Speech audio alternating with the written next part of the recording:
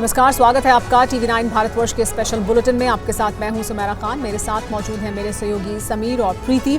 शुरुआत करते हैं इस वक्त की बड़ी खबर के साथ, और इस वक्त की बड़ी खबर SCO समिट से जुड़ी हुई। विदेश मंत्री एस जयशंकर पाकिस्तान जाएंगे, ये फैसला हुआ है। SCO की बैठक में शामिल होने के लिए अब पाकिस्तान जाना है। पाकिस्तान की राजधानी इस्लामाबाद में होनी है SCO की बैठक। 15 और 16 अक्टूबर को पाकिस्तान में ये बैठक है और इसमें शिरकत करेंगे भारत के विदेश मंत्री S Jaishankar. The External Affairs Minister will lead our delegation to Pakistan to participate in the SCO summit, which will be held in Islamabad on 15th and 16th, I understand, of October. ये बड़ी खबर इस वक्त की। SCO summit में शिरकत करने के लिए पाकिस्तान जा रहे हैं एस जयशंकर। विदेश मंत्री एस जयशंकर 15 और 16 अक्टूबर को जो इस्लामाबाद में पाकिस्तान में SCO समिट होगी उसमें हिस्सा लेंगे। और ये फैसला लिया गया है भारत सरकार द्वारा कि एस जयशंकर इसमें हिस्सा लेने के लिए इस्लामाबाद जाएंगे, यानी पाकिस्तान वो जाने वाले हैं। इससे पहले जब SCO की समिट हुई थी भारत में तो बिलावल भुट्टो भारत आए थे। अब एस जयशंकर भी जा रहे हैं 15 और 16 अक्टूबर को पाकिस्तान में SCO समिट में हिस्सा लेने के लिए। अपने आप में ये अहम फैसला भी है, क्योंकि भारत की तरफ से ये अहम फैसला लिया गया है पाकिस्तान जाने का। और आगे बढ़ते हैं। ईरान इजराइल जंग को लेकर भारतीय विदेश मंत्रालय का बयान सामने आया है। पश्चिम एशिया में हिंसा चिंताजनक है, यह कहा गया है MEA की तरफ से। हिंसा व्यापक तौर पर न हो। लेबनान में करीब 3000 भारतीय भी रहते हैं, उनका जिक्र किया गया है और कहा गया है कि ईरान में भी करीब 10,000 भारतीय मौजूद हैं। ईरान इजराइल से निकल सकते हैं भारतीय, ये विदेश मंत्रालय की तरफ से कहा गया है। और बड़ी खबर इस बीच ये भी मिल रही है कि ईरान ने इजराइल को फिर धमकी दी है। जुमे की नमाज में सुप्रीम लीडर खामेनेई ने कहा है इजराइल पर ईरान के हमले नहीं रुकने वाले हैं, न जल्दबाजी करेंगे और न रुकेंगे। खामेनेई ने कहा लेबनान की हिफाजत के लिए लड़ाई जरूरी। और बड़ी खबर यह भी कि खामेनेई के भाषण के वक्त ईरान पर हमला हुआ। ईरान के निशाने पर नेतन्याहू का घर था। नेतन्याहू के घर के पास दागी गई मिसाइल।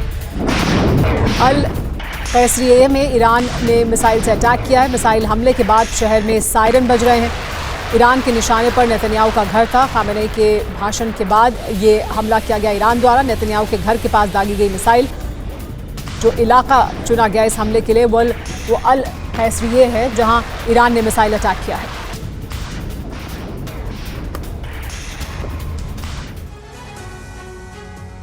और आयतुल्लाह खामेनेई की तरफ से आज अपने खुतबे में कई अहम बातों का जिक्र किया गया है। उन्होंने कहा कि अमेरिका इजराइल के खिलाफ एक हो जाएं मुसलमान, लेबनान के लिए अरब के मुसलमान साथ दें। जब साथ होंगे तो अल्लाह मेहरबान होगा। दुश्मन देश हमें तोड़ना चाहते हैं, इस बात का जिक्र भी किया गया खामेनेई की तरफ से।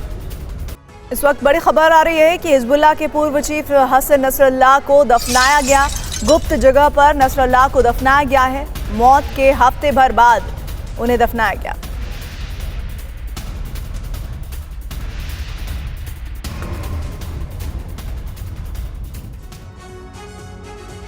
इजराइल और ईरान के बीच मंडराते युद्ध के खतरे ने भारतीय छात्रों की सुरक्षा को लेकर चिंता बढ़ा दी है। हजारों भारतीय छात्र ईरान में पढ़ाई कर रहे हैं। इस बीच नसरल्लाह को श्रद्धांजलि देने के लिए हैदराबाद में लोग कैंडल मार्च निकाल रहे हैं। हिजबुल्लाह चीफ हसन नसरल्लाह के मारे जाने से हैदराबाद में मातम पसरा है। नसरल्लाह को श्रद्धांजलि देने के लिए लगातार लोग कैंडल मार्च निकाल रहे हैं। लोग नसरल्लाह की याद में नारे लगा रहे हैं और इजराइल को कोस रहे हैं। इस बीच इजराइल पर ईरान के हमले के बाद युद्ध का खतरा बढ़ गया है। ये खतरा ईरान के लोगों पर तो है ही, वहाँ रह रहे हजारों भारतीयों के लिए भी है।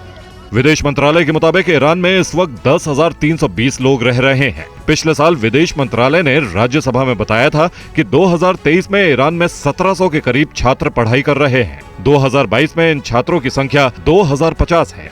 इनमें से ज्यादातर छात्र तेहरान में पढ़ाई कर रहे हैं। जंग के खतरे को देखते हुए भारत सरकार ने ईरान में अपने नागरिकों को अलर्ट किया है। हैदराबाद के कुछ अभिभावकों ने ईरान में रह रहे अपने बच्चों को लेकर चिंता जताई है। आज भी मेरी बात हुई, मेरा बेटा है, मेरी बहू है, मेरा पोतरा पोतरी है, तो अल्हम्दुलिल्लाह वो लोग स्टूडेंट्स हैं वहाँ पर, तो लोग पढ़ रहे हैं। वहाँ पे इस किस्म का कोई नहीं है। उन लोगों की जो रोटेशन है, रूटीन है, वो तो हस्ब यानी जैसा शेड्यूल जो रोज़ का होता है वैसे ही है। उनके पास तस्वुर में नहीं है कि क्या हुआ है। और इजरायली हमले में हिजबुल्लाह चीफ हसन नसरल्लाह के मारे जाने के बाद देश के अलग अलग शहरों में प्रदर्शन हो रहे हैं। दिल्ली से लेकर श्रीनगर तक शिया समुदाय ने विरोध प्रदर्शन किया है। देश भर के कई शहरों की तरह जम्मू कश्मीर के श्रीनगर में भी हसन नसरल्लाह के मारे जाने के बाद विरोध प्रदर्शन जारी है। श्रीनगर में शोक सभा की गई और मारे गए हिजबुल्लाह लीडर नसरल्लाह को श्रद्धांजलि दी। लोगों ने हाथों में हसन नसरल्लाह की तस्वीर ले रखी थी। किसी के हाथ में ऐसी तस्वीर भी थी जिसमें नसरल्लाह, कासिम सुलेमानी और ईरान के सुप्रीम लीडर आयतुल्लाह खामनेई नजर आ रहे हैं। दिल्ली के जोरबाग में अंजुमन-ए-हैदरी के सदस्यों ने न केवल इजराइल के खिलाफ विरोध प्रदर्शन किया बल्कि इजराइल के प्रधानमंत्री बेंजामिन नेतन्याहू का पुतला भी फूंका। आज ये जो प्रोटेस्ट आप देख रहे हैं, ये एहतजाज जो देख रहे हैं, सब यहाँ मुसलमान जमे हुए हैं जो लुबनान में लीडर, रहबर, कायद मुकावमत शहीद हुए हैं, उसके खराज अकीदत के लिए हम यहाँ जमा हुए हैं। और ये जालिम है और ये पूरे पे हुकूमत करने के चक्कर में है और मजलूमों का कत्लेआम कर रहा है। कश्मीर के श्रीनगर, बडगाम सहित कई शहरों में नसरल्लाह के मारे जाने का विरोध हो रहा है। बिहार के सीतामढ़ी में फूटा है बाढ़ पीड़ितों का गुस्सा। बाढ़ पीड़ितों ने नेशनल हाईवे 77 को जाम किया है। पुलिस प्रदर्शनकारियों के बीच झड़प हुई है। झड़प में कई पुलिसकर्मी गंभीर रूप से घायल हुए हैं। उग्र प्रदर्शनकारियों पर पुलिस की फायरिंग हुई है।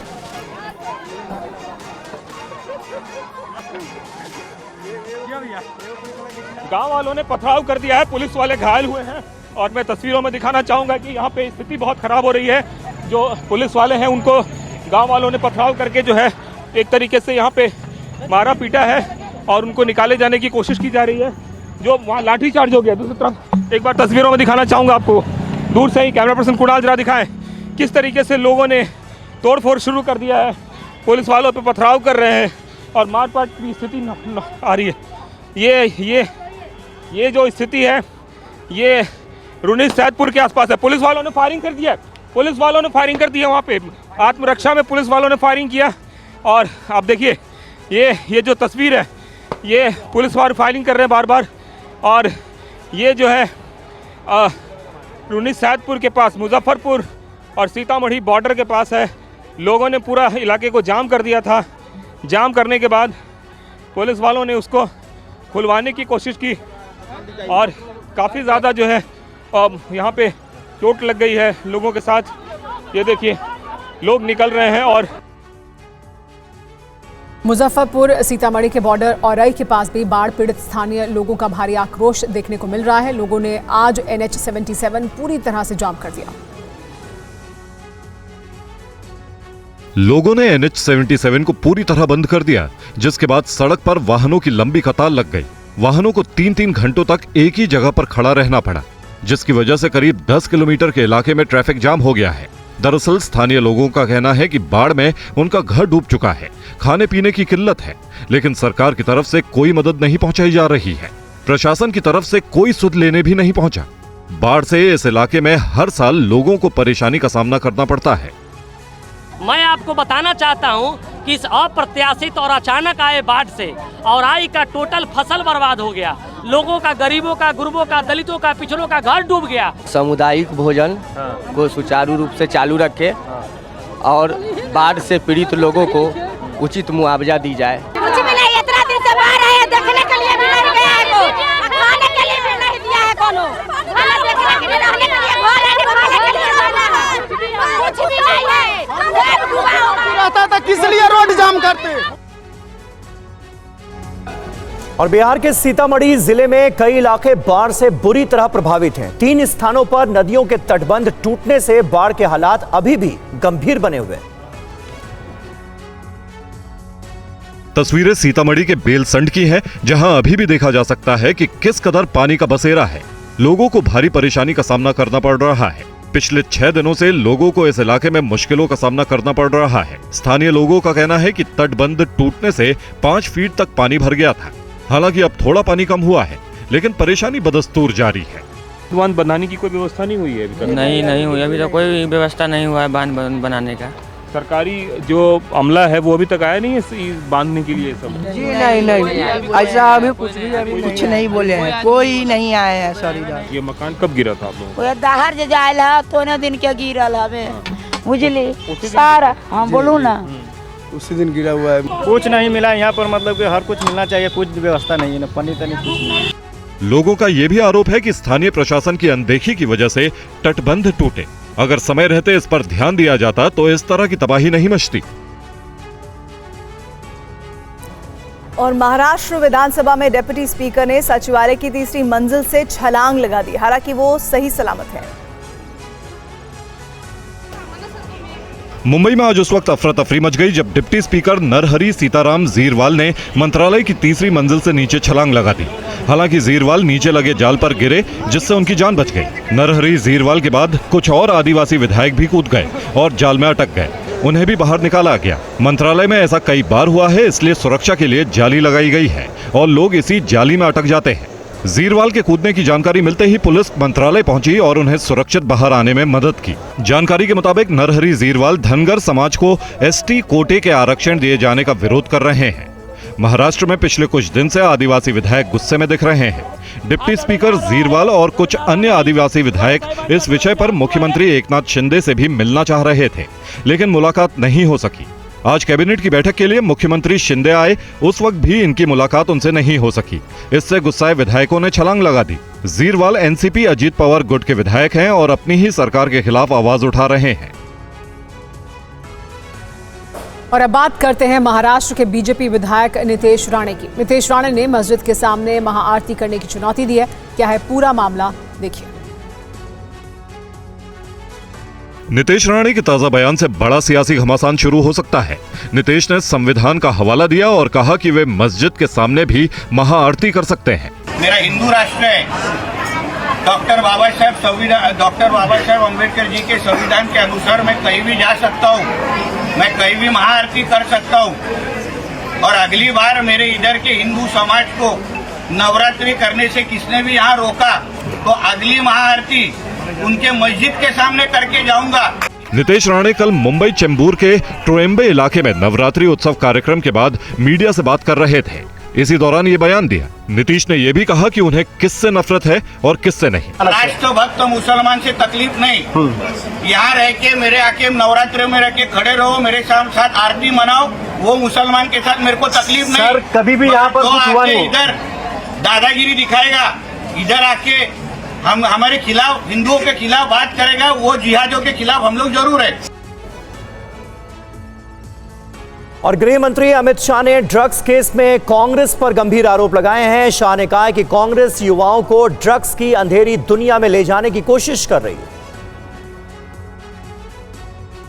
अमित शाह ने ड्रग्स केस में सोशल मीडिया एक्स पर पोस्ट किया और कांग्रेस पर हमला किया। अमित शाह ने लिखा, एक ओर जहां मोदी सरकार नशा मुक्त भारत के लिए जीरो टॉलरेंस की नीति अपना रही है, वहीं उत्तर भारत में पकड़ी गई ड्रग्स की 5,600 करोड़ की खेप में कांग्रेस के एक प्रमुख व्यक्ति की संलिप्तता बेहद खतरनाक और शर्मनाक है। अमित शाह ने लिखा कि कांग्रेस के शासन में ड्रग्स से पंजाब, हरियाणा और समग्र उत्तर भारत के युवाओं का जो हाल हुआ वह सभी ने देखा है। वहीं कांग्रेस नेता राहुल गांधी ने भी हरियाणा में वोटिंग से पहले ड्रग्स के मुद्दे पर बीजेपी को घेरा है। राहुल ने कहा, बीजेपी के कुशासन का नतीजा है कि नशे की गिरफ्त में युवा हुनर बर्बाद हो रहा है।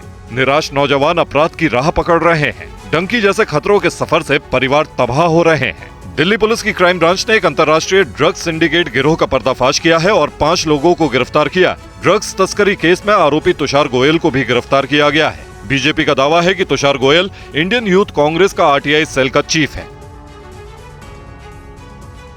दिल्ली में बरामद 5,000 करोड़ की ड्रग्स का दुबई और ब्रिटेन का कनेक्शन भी सामने आ गया है। इस केस का मास्टरमाइंड दुबई में रह रहा भारतीय वीरेंद्र बसोया हो सकता है। वहीं पुलिस ने ब्रिटेन में 17 साल से रहे एक ड्रग पैडलर को अमृतसर से गिरफ्तार किया है। अमृतसर एयरपोर्ट से गिरफ्तार जितेंद्र पाल सिंह उर्फ जस्सी की गिरफ्तारी के बाद अब ड्रग्स की तस्करी अंतर्राष्ट्रीय साजिश की बात पुख्ता होती जा रही है। जस्सी ब्रिटेन भागने की फिराक में था, लेकिन उससे पहले ही गिरफ्तार कर लिया गया। जस्सी बीते 17 साल से ब्रिटेन में रह रहा था। उसके पास वहां का ग्रीन कार्ड है। जस्सी की गिरफ्तारी के बाद अब ड्रग्स तस्करी केस में कुल 5 आरोपी गिरफ्तार हो चुके हैं। इस केस में दुबई में मौजूद एक भारतीय नागरिक वीरेंद्र बसोया का मास्टरमाइंड के तौर पर नाम सामने आया है। पिछले साल पुणे पुलिस ने दिल्ली में छापेमारी कर 3000 करोड़ ड्रग्स पकड़ा था। उस केस में भी बसोया का नाम सामने आया था।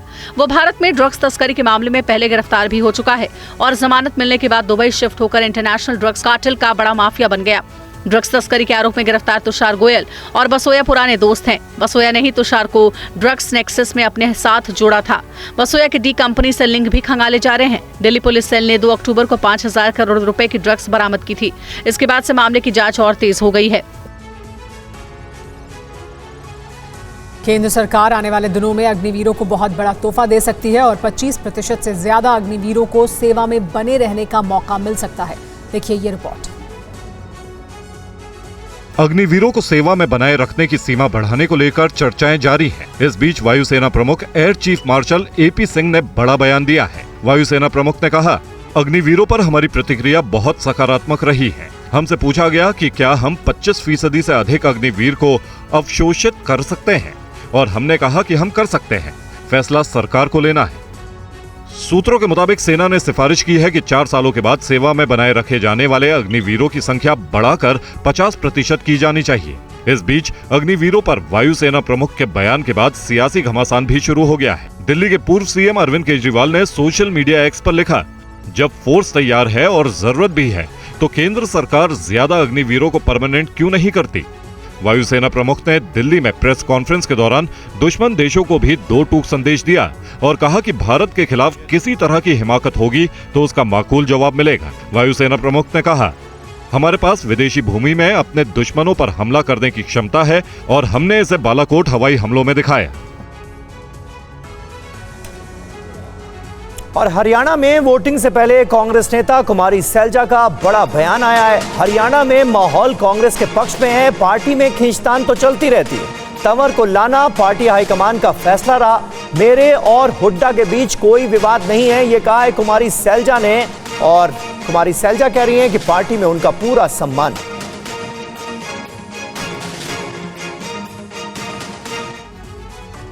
जरूरी नहीं है पूछा जाए, कई बार हाईकमांड लेवल पर कुछ फैसले हो जाते हैं। ओवरऑल माहौल जो है हरियाणा में वो कांग्रेस के फेवर में है और सभी लोगों में।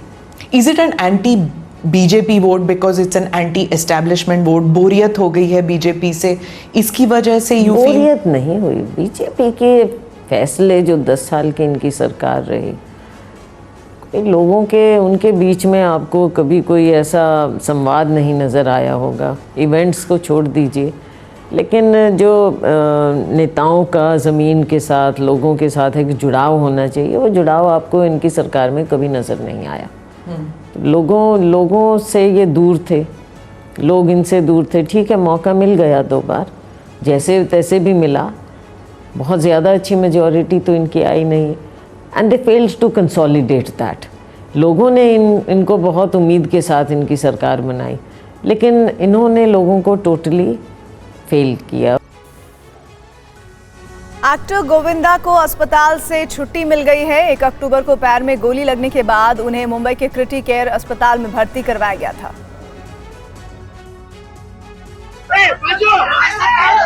गोविंदा व्हीलचेयर पर अस्पताल से बाहर आए। साथ में पत्नी सुनीता और परिवार के बाकी लोग भी थे। उन्होंने हाथ हिलाकर फैंस का अभिवादन किया और सभी का शुक्रिया अदा किया। फैंस का हुजूम देख गोविंदा भावुक हो गए और दुआओं के लिए शुक्रिया अदा किया। सब लोगों का धन्यवाद देता हूँ। देश में जहाँ जहाँ से मुझे प्रेम मिला, जहाँ जहाँ पूजन हुए, दुआएं पड़ी गई, जहाँ जहाँ अरदास की गई, प्रेयर्स हुए, मैं सब लोगों का धन्यवाद देता हूँ। प्रेस का धन्यवाद देता हूँ और प्रशासन से जुड़े हुए पुलिस वर्ग का धन्यवाद देता हूँ। मैं राज्य से जुड़े हुए आदरणीय शिंदे साहब का धन्यवाद देता हूँ। गोविंदा 1 अक्टूबर की सुबह एक इवेंट में हिस्सा लेने कोलकाता जा रहे थे। सुबह ही वो जब अलमारी में अपनी लाइसेंसी रिवॉल्वर रखने लगे तो वह नीचे गिर गई। रिवॉल्वर से मिसफायर हुआ और गोविंदा के पैर में गोली लग गई। उस वक्त गोविंदा घर पर अकेले थे। हालांकि रिवॉल्वर से गोली कैसे चली, इसको लेकर तस्वीर अभी भी पूरी तरह साफ नहीं है। अमेठी में पति पत्नी और 2 बच्चों की हत्या के मामले में नई जानकारी सामने आई है। क्या है ये पूरा मामला, देखिए।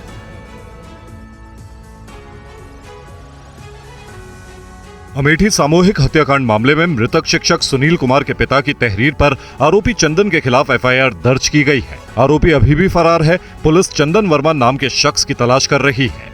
वहीं इस मामले में नए खुलासे सामने आए हैं। मृतक महिला पूनम की चंदन वर्मा से थी जान पहचान। पूनम और चंदन को सुनील ने एक साथ देखा था। आरोपी चंदन वर्मा और सुनील के बीच मारपीट हुई थी। सुनील ने पूनम को चंदन से दूर रहने की हिदायत दी। सुनील के कहने पर पूनम ने चंदन पर केस दर्ज कराया। चंदन पर 1 महीने पहले धमकाने का केस दर्ज कराया। सुनील के कहने पर चंदन वर्मा पर छेड़छाड़ का भी केस। हत्याकांड से पहले चंदन ने व्हाट्सएप पर लगाया था स्टेटस।